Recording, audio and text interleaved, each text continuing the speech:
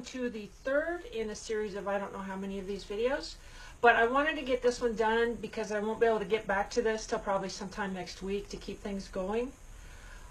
But the topic I want to talk about today is absolutely, I don't know, the most important of all things in dog training. If you could ask living things what they would like most from any other living thing in their life, it would be to be seen, to really recognize who they were, what made them tick, what motivated them, what was in the heart and soul and head of these things. And so every dog that I ever train, every puppy that I've ever raised, which has been a couple over the long time, the first thing I do, I don't start in putting the leash on and let's start cranking on this dog. The first thing I work really hard to do is to see what I have. You know, and when I got Mallard, I got him, he came to me at 10 weeks, showed a lot of videos of that, I talked about it, showed him on the walk. My main mission wasn't to start training this dog, even though that's kind of what was happening. My main mission was to see what Mallard was all about. What kind of mind did he have? How did he process things? What kind of heart did he have? How did he look at the world? How did he interact? What did Mallard think about Mallard? And how was Mallard, how did he best learn? How did he best respond? And that's why on the food thing, there's no one there for treats.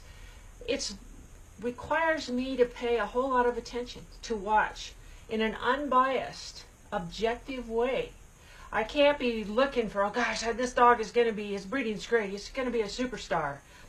I don't know. He might be superstar, might be terrible. It doesn't matter because I need to find out what is Mallard. So when you get your puppy, when you have your puppy, and you make your plan, I hope, on all the things that you want to do, and you got the feeding thing right, and you got where he's going to sleep, and who's going to take him for a daily walk, and who's going to do some work with him. When you actually get this dog, pay attention all the time. Puppies are learning all the time. They learn 100% of the time they're with you. Whether you're engaged or not engaged, they are, and they're learning. The real key would also to be that same way and to be engaged. Watch this dog. Watch what they do. Do new things frighten them? Do they even recognize new things? Are they fearful?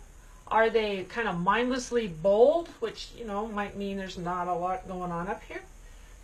There are all these puppies are always high energy. Is this little guy high energy? Or is his mind kind of, I like to call it disco ball, just ADD. And I think that we have a lot of puppies right now. I don't know what it is. I don't know if it's food or breeding or what it is, who really have what really are kind of ADD. It's really hard to get them to sort of stay in on one thing at a time. Now, and for whatever reason that is, you certainly don't want to enhance that. But you want to notice, does this little guy only hold a thought for this long, and then another and another and another? Pay attention to that. People define their puppies by, oh, he barks, and he always bites the kids, and he does this, and he does that. And they define a dog that way, or he really loves to retrieve, or he's already pointed a pheasant wing, or all these other things by which they define a dog. That is not what defines a dog. What defines a dog, just like you and me, is what's on the inside. So what is this little guy? You know, I don't care if they point a pheasant wing. Great if they do, equally great if they don't. They might not have enough wherewithal up here to even know that they're smelling something. So a lot of judgments on young dogs are nothing more than just judgments, as opposed to looking at this little guy that you get and making a lot of decisions about him. Look at this little dog that you get and take note of what happens. Take note of any kind of stimuli and what their response is. How do they process? How do they react? Do they think? I had said in yesterday's video, you want to teach these guys to think. Well, they're never going to think if you don't know when they're thinking and when they're not. And the way that you do that is by paying a lot of attention.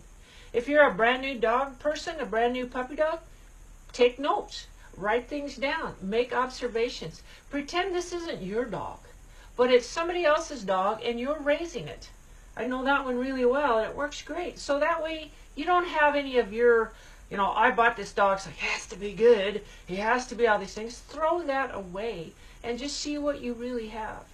Because if you were a puppy, or if you were a kid, which I suspect you were, the best gift you could have been given was for the people around you to recognize what you were, how you thought, what your strengths were, what your fears were, what your insecurities were, and what things you had absolutely no interest in at all. And they noticed that and they responded to that. And you want to grow the things that are good, and you want to not feed the things that are not. But the most important thing is to see what is in this little dog's head and what is in this little dog's heart. And you don't have to be an old person that's done this forever like me. All you have to be is a non-judgmental, patient, observant person.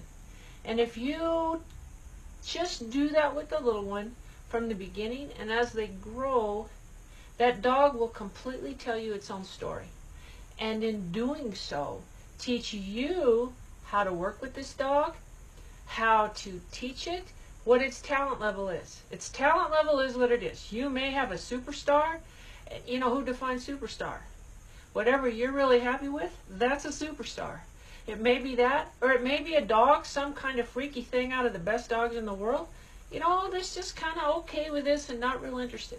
If that's what it is, you can't change that. And you can't pound on them for that. You need to recognize that and do the most that you can. Just like if you try to take me and put me on The Voice or American Idol or something, it never happened because it just ain't there. So look at these little guys, very reality-based. They aren't dream-based. They aren't make up for the dogs you never had based. They aren't to prove your dog is better than that guy's dog. This dog deserves full recognition, full attention. And if you want to be able to teach this little guy whatever it is you want to teach him and have him interact in your world the way you do, then you have to be that same way. You have to be teachable. You have to pay attention. You have to focus. And that's how you get these little dogs to do that stuff. So just some food for thought. And then next week maybe we can get into a few more specifics on things. But the key is seeing what you really have and working with that.